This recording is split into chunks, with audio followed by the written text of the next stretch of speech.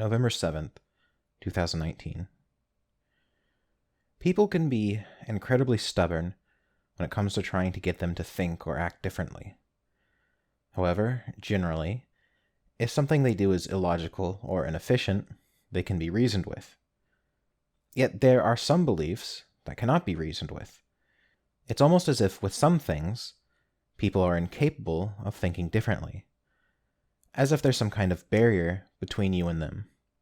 No matter what you say, they don't hear it, and any attempt to try and reach them, no matter how careful or respectful you are, ends in conflict. Typically, these kinds of belief systems are religious or political in nature. This seems unnatural to me. People are so varied in their upbringing and genetics that I would expect every person to have their own personal belief system. This is true to some degree. However, some systems seem to have an unnatural sway over people. The history of Christianity is filled with many examples of this. One, just off the top of my head, would be during the late 1600s in North America. As Spanish settlers moved north, they encountered various Native American tribes and forced them to convert to Catholicism. In 1680, in what is known as the Pueblo Revolt, many of these tribes band together and pushed out Spanish settlers in the area. They formed an alliance that sought to return to their former way of life and spiritualism. But many tribes opted to keep Catholic beliefs, even at the expense of being shunned by other tribes.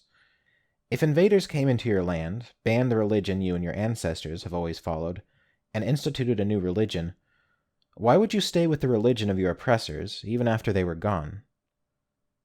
That is what I mean by some systems of belief having an unnatural sway over people.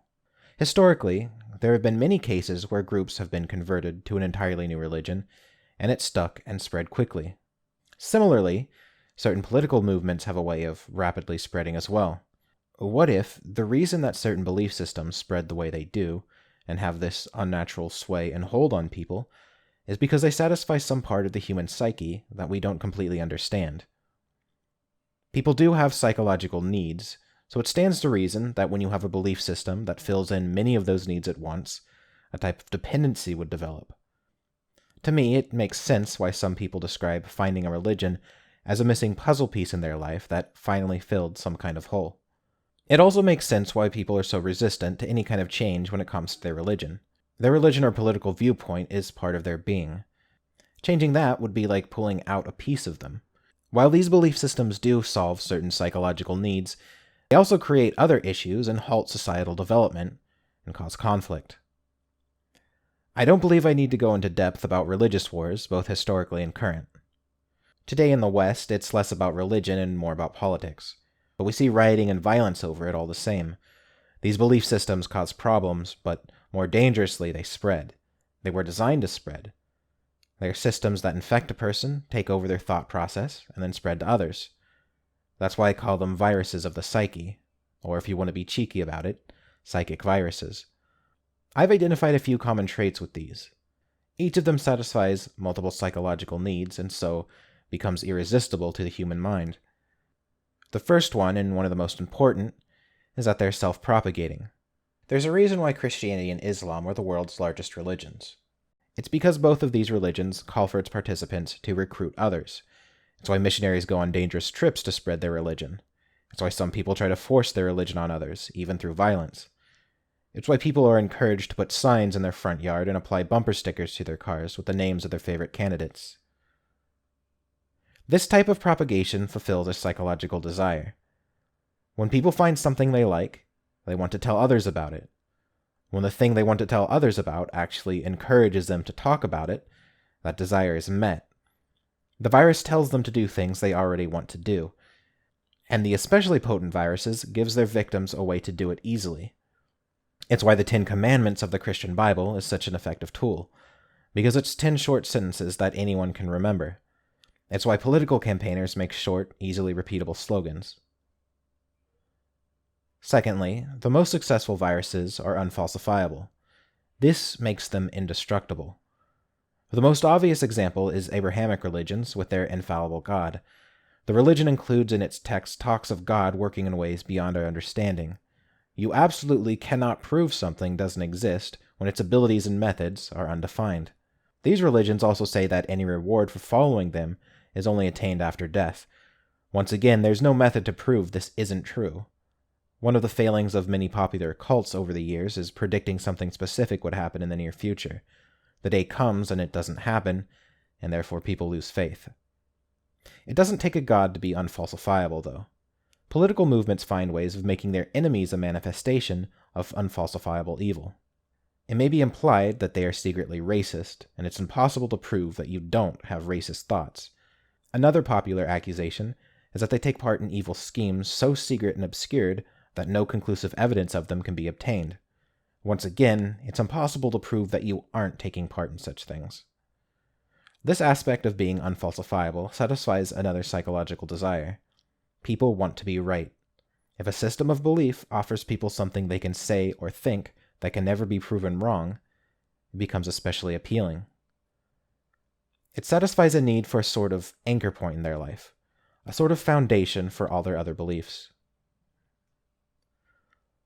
Another aspect of a successful virus is that they are self-righteous in nature. They use language that makes them seem objectively good, which by default makes those who oppose them bad. It's very difficult to argue with someone captivated by one of these viruses because of that. For example, Christianity asserts that God is the epitome of good in the universe, and the tenets of the religion are his word, and therefore good. It follows that any opposition to these tenets is evil. Islam asserts that it is the religion of peace. Therefore, anything that the religion calls for is peaceful. Any opposition to these tenets is a disturbance of that peace. Political correctness culture and social justice movements have their self-righteousness built into their names. This sort of self-righteousness is another psychological desire. People want to do good. If a belief system gives them instructions on what good is, it becomes almost a compulsion to do it. In my opinion, people rarely commit evil acts. Instead, they find ways to justify whatever they are doing as good or righteous. An objective definition of good and evil is likely the most dangerous aspect of any system of belief. It's the primary way humanity has been controlled throughout history. Another tenet of a virus-like belief system is that they are easily practiced. There's a reason why pseudo-religions like Scientology will never spread too widely. It requires money and commitment to one of their work camps to worship correctly. Christianity, by comparison, is easy to practice. Church once a week and on some holidays, as well as the occasional short prayer. And if you forget or just don't want to, no problem. Worship of political affiliations is even easier. Simply post on Twitter a few times a week, or wear a MAGA hat at social events. The ease at which one can consume political information and state their thoughts about it is likely the reason why politics has risen to be a religious substitute for many. Islam suffers in this area somewhat. It requires complex washing rituals and prayer ceremonies that must be done several times a day. In my opinion, Islam would spread much more rapidly in the West if it were easier to worship. Being easily practiced also satisfies a psychological desire. Humans are lazy. A belief system that doesn't require much effort and offers large potential rewards is very appealing. My last observation of a successful virus is that it satisfies the human desire for some kind of higher meaning. This is easy to understand with most religion. If you follow the religion, you'll be immortal and go to a magical pleasure castle in the clouds when you die. Many cults have started on this premise alone. For politics, it's a belief that by shouting at people on Twitter, you're making the world a better place. Some of these belief systems have lasted thousands of years. They were manufactured by very intelligent people who understood what could captivate a group. Maybe for a time these systems aided in cultural and social advancement. Yet I feel like these things have stagnated. I feel that these religions and this focus on political battle is holding us back as a society. Every society on Earth has a different interpretation of good and evil. Therefore, it should be evident that there is no objective good and evil. Yet it's still a main point of contention for many people.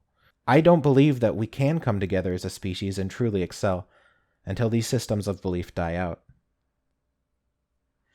So maybe it's time we develop a new system, a new virus. We have the resources to do it, more so than any ancient philosopher did. We could create a better system that not only satisfies the psychological needs current systems do, but likely a few others as well. But what are the moral implications of creating such a thing? I certainly don't believe that people should be forced to act a certain way. But if people could be convinced that they want to act a certain way, would that be so wrong? What would such a belief system focus on? What would its tenets be? Can we manufacture it without falling into the same traps that every other one falls into? Can we avoid tenets that are easily abused and lead to conflict and violence? How will it hold up over time? Will it persist as intended, or will it lead to another dark age? How can anyone see 100 or even 1,000 years into the future? If it were up to me, I think I would want to focus on the potential that every person has. Education and mentorship would be at its heart. Instead of feeling forced to choose jobs that make the most money, people would be allowed to hone their skills in whatever area made them happy, because that is the one thing that they will truly excel at. We would focus on understanding the psychological differences and aptitudes we all have, instead of calling anyone different mentally ill and throwing them away. History's greatest minds have always been people with very different ideas who were mocked during their time. What if our societal belief system was structured around embracing new ideas instead? Imagine how fast we would advance technologically and socially if we focused on allowing every person to reach their potential.